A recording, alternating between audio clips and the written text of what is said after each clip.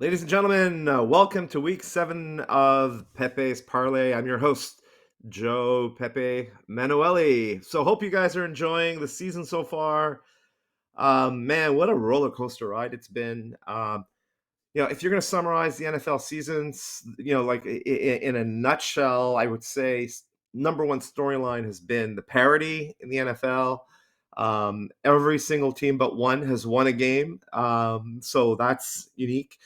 The top five rankings are like a roller coaster ride. There is no obvious leader at this stage. We don't have any undefeated teams that are rolling that we can point to and say they're absolutely making it to the Super Bowl. A couple of rising teams though that we're keeping an eye on. Um, then quite frankly, like the upsets. The reason Vegas makes as much money as they do is because there's some games that look like they're going to go in one specific direction and they don't. And so Vegas made a ton of money last week, and unfortunately, we were the victims of that. We had our first losing week of the season, so here at Pepe's Parlay, we're 100% transparent. We're going to tell you exactly how we do, how things play out, and we're going to start off by going through how we did, and very openly and transparently what we learned, and as every week progresses, injury reports, statistics, how teams are doing. The wins and losses don't tell you everything. Obviously, there's games that some teams should have won, and there's games that teams should have lost. But they come through on top. You get a little bit of puck luck. I'm going to use a little Canadian analogy. Shout out to my Toronto Blue Jays, by the way, for a big win yesterday in Seattle. And so I'm focusing on things like teams coming off of buys, injuries, and how they're affecting the teams and the outcomes. We saw the Niners last week; it finally caught up to them in Tampa, which we called. And then you just want to see in general like teams that you're like, yeah, we knew they were going to suck.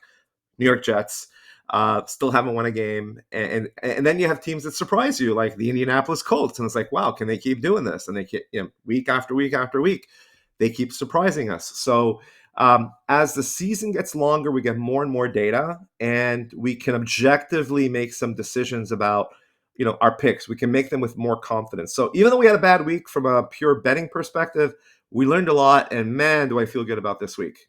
Famous last words. So without further ado, I'm going to pop up my spreadsheet here. Excuse me, not my spreadsheet, my slideshow. Here we go, week 7. So quick summary. Last week we had the Giants in the under in a teaser on Thursday Night Football. I'll just go run it this way. We started off the week with Giants in the under, and unfortunately, Giants won outright, which was amazing, but the over hit, so we had a lot more points than expected. Our first parlay, Colts, Browns, Jags, we didn't do very well on that one. Unfortunately, Browns got absolutely blown out. The Jags at home were awful. There's no other word for it.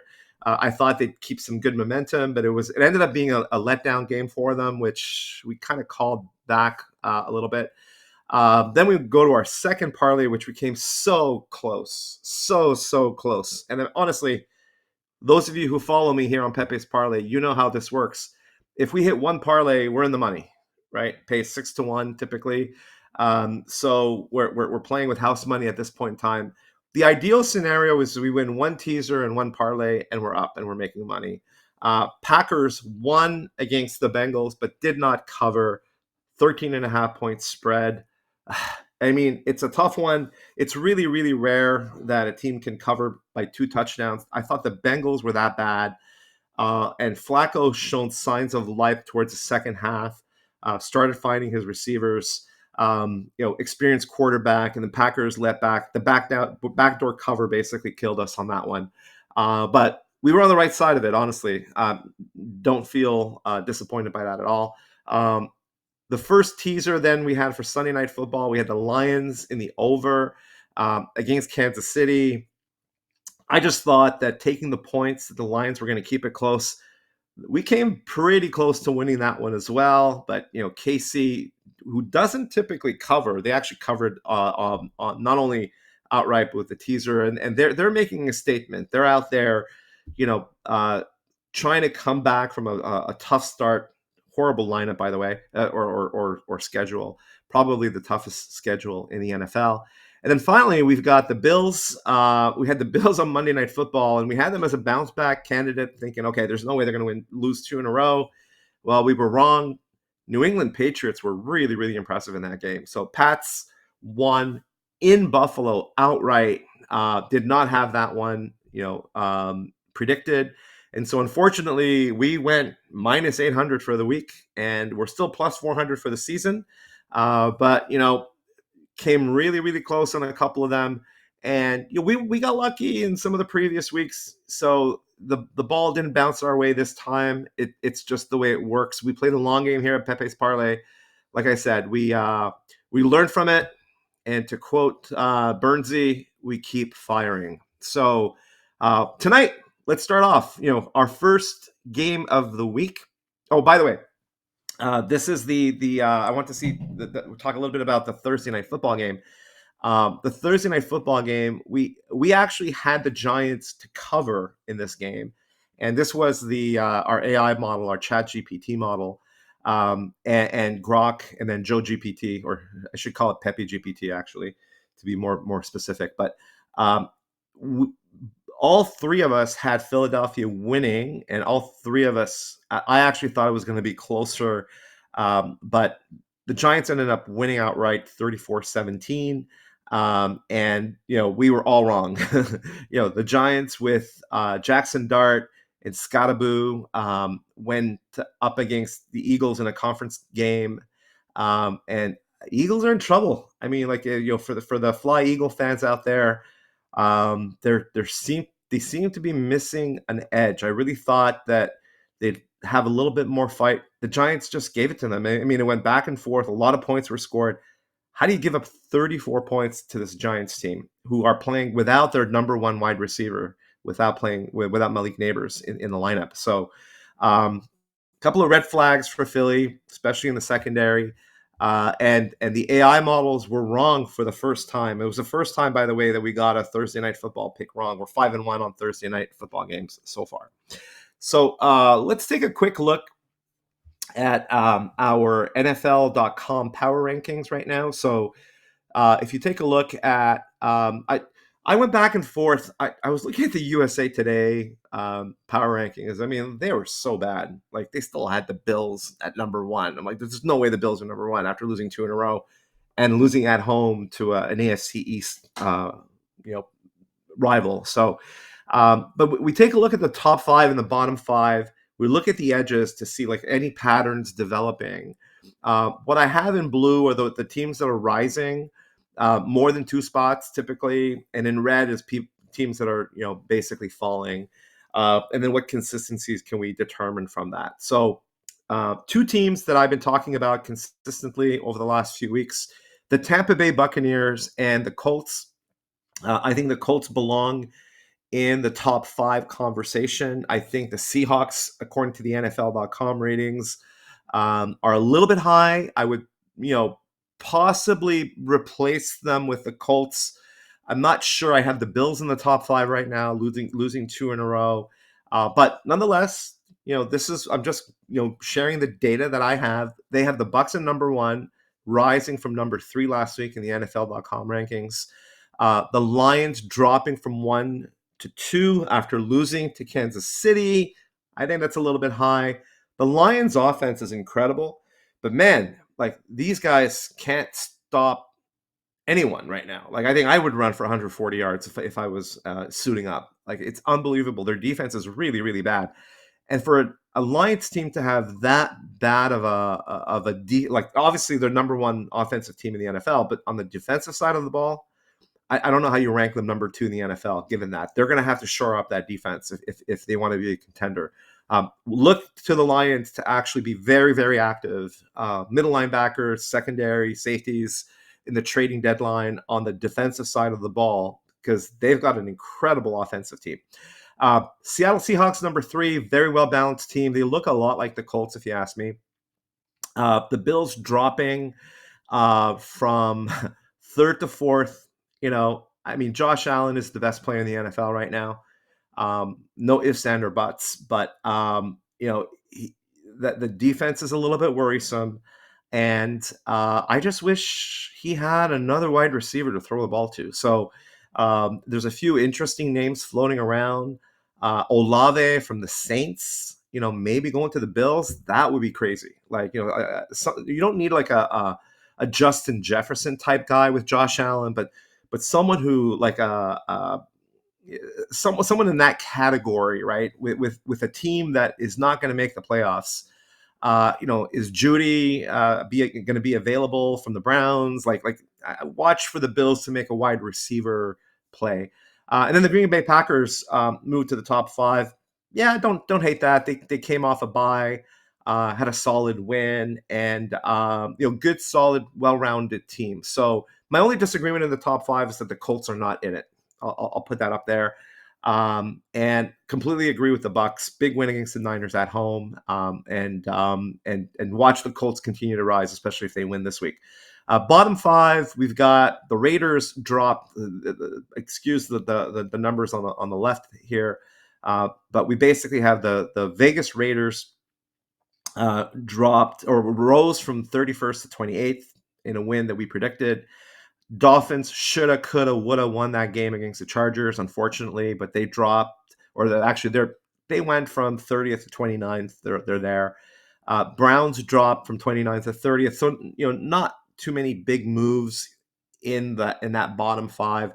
The Titans went from 26th to 31st, and the Jets, the only winless team in the NFL right now, have basically were last in the league last week, and are still last. And I think they're still going to be last after this week. So without further ado, let's talk a little bit about Thursday night football. So we're going to look to get back on the winning track. We're 5-1 on Thursday night games. The Giants surprised everybody last week. We have a great matchup tonight. And I say a great matchup because there's a great opportunity to make some money. So you got the Pittsburgh Steelers playing the Cincinnati Bengals in Cincinnati. The Bengals are 4.5-point dogs. The OU is set at 44.5. This is really interesting because this is two teams that have terrible defenses. But all of a sudden, Pittsburgh is heading this division. It is a division rivalry game, and I actually think the Steelers are a fraud. I'm going to call this out right now. I love the connection that Aaron Rodgers and DK Metcalf have, but on the defensive side of the ball, if you look at every metric, they're 28th, 29th, 30th in the league. And then they're going up tonight against Joe Flacco, who got traded midweek before the game started last week.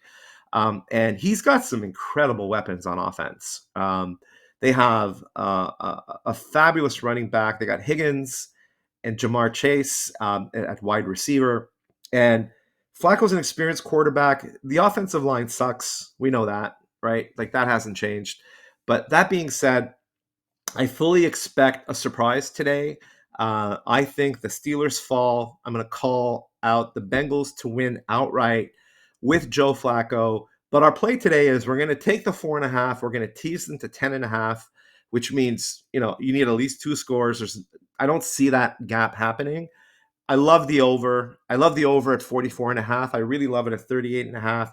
So we're going to go 2 units on Cincinnati tonight to cover 10.5 and over 38.5. Let's take a quick look at what our AI models predict. We have ChatGPT estimating a 30 to 20 win. So in our teaser model, we would still win that. So 10.5, right? We'd cover by 10, a little bit more, closer than what we would want. We'd want a bigger margin, obviously, but we would cover in that model. Grok, interestingly enough, also has Pittsburgh winning by 10. So we still cover with our 10.5. Joe GPT or Peppe GPT or whatever we want to call ourselves is predicting an upset. We're predicting Cincinnati winning 24-17 against Pittsburgh. Should be an interesting game.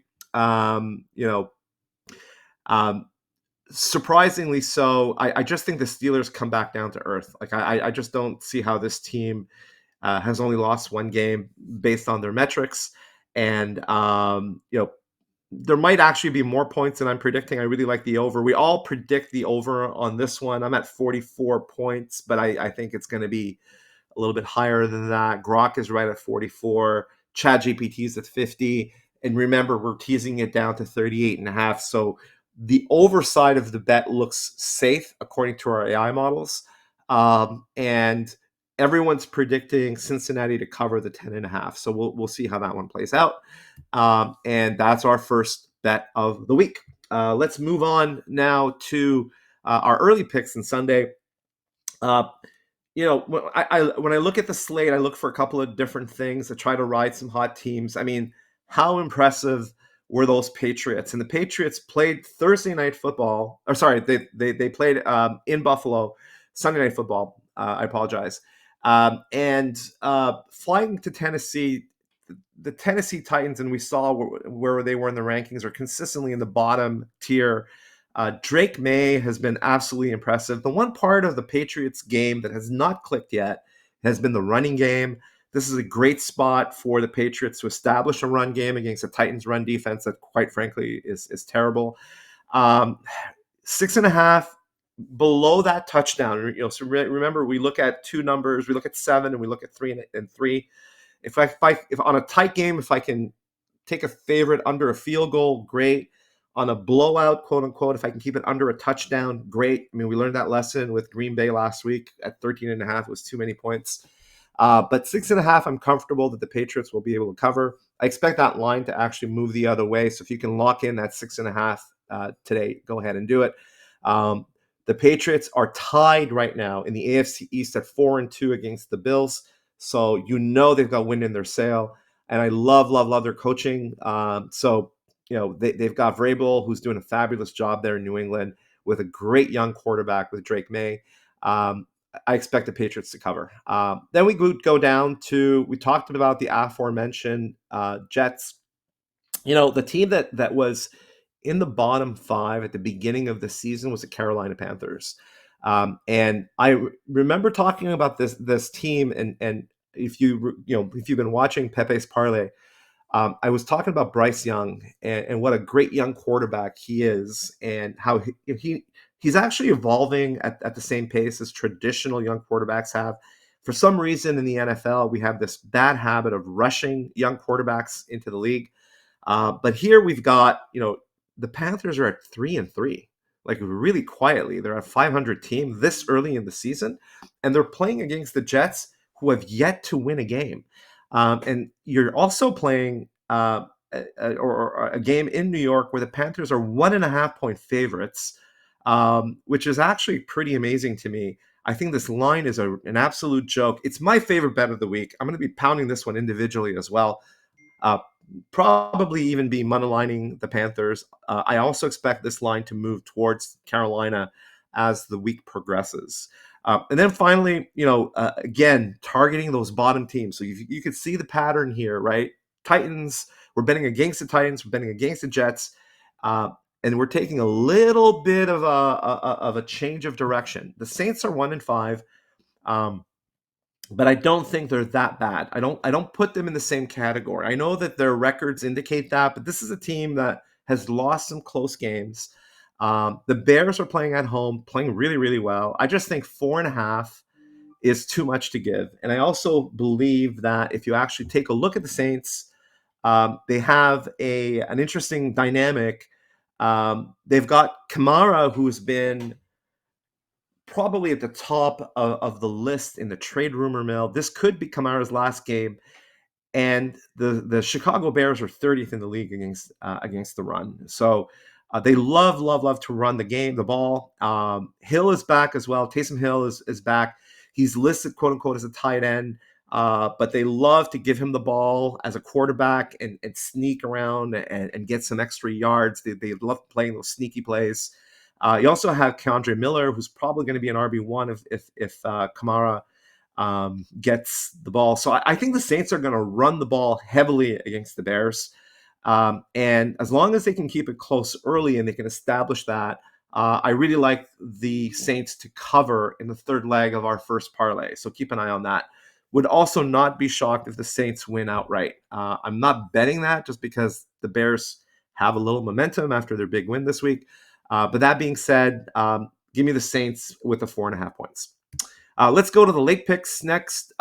Next, we have the Giants, who've been such a fun team to watch, right? Other than my daughter's huge crush on Jackson Dart, Scottaboo, who's quite the character. The guy who can be seen running through walls, literally.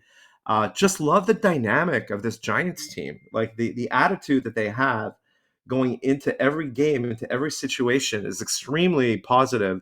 And they bring an energy that I just haven't seen in this Giants team in the past, despite the fact that they lost their number one wide receiver. Jackson Dart is a great quarterback, able to, we saw him make a few mistakes a couple of weeks back. Both him and Scattaboo fumbled balls they shouldn't have fumbled, and they gave up the game that they could have won. But they bounced back last week, and now they're playing, and big win for them last week. Now they're playing on the road against a pretty good Denver Broncos team. I just think 7.5 is a lot to give. So I think it's going to be a close game. Again, crossing over that one touchdown thing. Do the Broncos win at home? They should be able to win at home by 3 or 4 points. I just think 7.5 is too much. So first leg of our parlay, we're going to go with the Giants at plus 7.5. Second leg, the Chargers. The Chargers have had, like a lot of other teams out west, and of course I'm thinking about the Niners, so many injuries. They had a great young running back called Vidal, who I picked up on fantasy, by the way, helped me win my fantasy last week. But he was running against the Miami Dolphins, who have the worst run defense in the NFL. The Colts are now at home, but they're playing against, the Chargers are at home playing against a Colts team that's much better, much more balanced across offense, defense, and special teams. Joe Alt, their offensive line is absolutely crushed without Joe Alt playing the Colts are going to be able to put pressure on Herbert. I like the Colts to win on this one. I think Danny Dimes keeps rolling, and I think the Chargers' luck runs out. And kind of like last week, we called the Niners' luck running out from all the injuries. I'm predicting the same thing happens for them this week. So I'm going to go Colts plus 1.5 on our second leg. I'll check out, what the money line looks to win outright there. And then the last game, if you like points, mark your calendars for this Commanders Dallas game. This is two teams that can score a lot of points. Dallas's defense is horrendous. Daniels has been so fun to watch. They've been hit with some injuries as well. Expect Deebo Samuel to go off against this Dallas defense. He's a yak machine. That Dallas Cowboy secondary is in disarray. But that being said, the Cowboys can score, right? So can the Cowboys win this game? Sure, they can win this game. I expect this to be like a 35-33 game. I expect it to be a really high-scoring game. I expect at least 55, 60 points. I think the OU on this game is 54.5. But I like the Commanders. I just think that they're a little bit better on defense. I think they'll be able to tighten things up a little bit. And again, it's a rivalry game. The 1.5 is about right. I like the line right where it is. Of the 3 games that I've gone on the late picks, this is the one I'm most worried about. I might take a look at the over instead of the Commanders for that last leg, but that's kind of where I'm leaning right now. So Giants, Colts, and Commanders for the second leg of our parlay. Then we switch over to Sunday Night Football, and we have the aforementioned San Francisco 49ers hosting the Atlanta Falcons. Very impressive win by the Falcons, coming off a bye again last week. They travel to San Francisco to Levi, and they're 2.5-point dogs to the Niners. Now, the Niners should get Purdy back, although Mac Jones has been pretty solid at quarterback. So I'll call that basically a pass as far as a push, I should say. They also have Kittle possibly coming back, so he's been practicing. If Kittle does come back, I expect him to have limited snaps, right? Coming back from the injury, the type of injury that he had. So there'll be a few more offensive weapons. But overall, that defense is what I'm worried about. The defense has just been decimated. Niners keep losing key players. And look, Shanahan's done a fabulous job coaching the team through it. But this Atlanta team can take advantage of it. So, what we're going to do is we're going to take the points that plus 2.5, or we'll tease them to 8.5 again over this one touchdown marker. If the Niners can pull off the win, it'll be a close win, a Pinheiro field goal, late in the game or something to win by 2. I don't think they'll cover by 8.5 against this Atlanta team. That the Atlanta defensive line is going to put a lot of pressure on whoever's quarterback, if it's Mac Jones or Purdy. And I expect to see some points on this one. I expect to see a big game from CMC. Bijan Robinson is ridiculous, like absolutely ridiculous for Atlanta. I think he's the best running back in the NFL, right up there with CMC. So you have two incredible running backs who can catch the ball. Also, a lot of dimensions to both these offenses, but I just feel like the Niners defense is just too decimated. So definitely take Atlanta plus 8.5. Would not shock me if Atlanta wins on the road on this one. But expect a close game either way. Then we switch to Monday Night Football. Monday Night Football is two great teams that are on the rise. You saw my NFL power rankings. The NFL has the Seattle Seahawks at number 3 in the league. Again, I don't know if I agree with that, but incredible wide receiver Smith-Njigba is having a fabulous year. The Seahawks are doing it on both sides of the field. Are they the best team in the NFC West? Yeah, maybe right now if they stay healthy. Pretty hard to argue against that. But I love this Houston Texans team. This is the resurgence of C.J. Brown.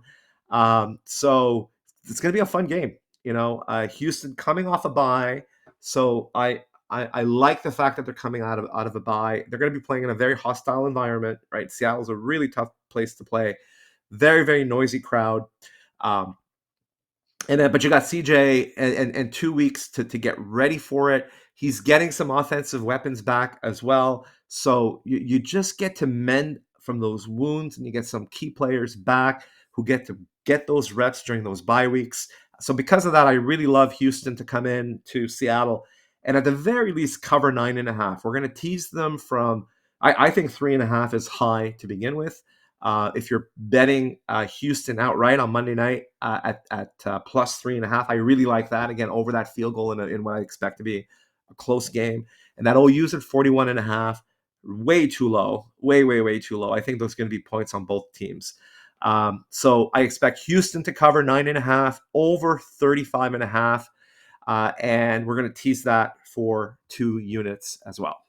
So as we move on then to our summary for week 7, the things we look for: keeping a close eye on injuries, who's coming back from injuries, and who's getting decimated. Which way is the needle going for some of these teams? The Niners are definitely, and the Chargers are definitely hurt and decimated. They're not getting healthier. They're losing players. So we're betting against them this week. The Colts and the Giants, positive momentum. We're going with the Colts and the Giants again this week. And then the Texans coming off a bye week in Seattle, tough matchup. So that was kind of like the theme for week 7 for us. To summarize, Bengals in the over tonight in a teaser. I'm also moneylining them to win outright. Just a little fun bet on the side. Pats, Panthers, and Saints in our first parlay. Giants, Colts, and the Commanders in our second parlay. Falcons in an over teaser on Sunday Night Football in San Francisco at Levi. And then finally, the Houston Texans that we just talked about to easily cover 8.5 or 9.5 points, I should say. And that should actually read over on the teaser. We're going Texans in the over. I'm going to make that change before next week. So that's our show for today. Thanks again for joining us. I expect to bounce back. I feel really, really good. I expect to hit at least one parlay this week. That's going to be my call. That's my prediction. We're hitting one parlay and at least two teasers. So we're going to get back in the green after a tough week 6. The information we have going in and the trends that we have, I'm really, really, really solid about. Again, thanks for joining us. We're going to be uploading this to our YouTube channel. You can watch it on nofilter.net, obviously, at any time. And make sure if you do hit the some of our bets and you make some money, that you give us a little donation. Everything that we collect goes to the Let Them Play Foundation to help kids who want to get out there and play and get off their screens, but just don't have the privileges and the rights that some kids have to buy sporting equipment. It's a fabulous foundation run by the Burns family. Thanks again for joining us. Go Jays. Let's go see a big comeback against Seattle. Let's hope that my Jays make it to the World Series. And might be a bit of a surprise next week. The show might be coming to you from a special location, and I may just be doing the show with my business partner, Eric Burns. Please stay tuned. Thanks again for joining us. Peppe Manuele here, signing out for Pepe's Parley. Chat to you next week. Cheers.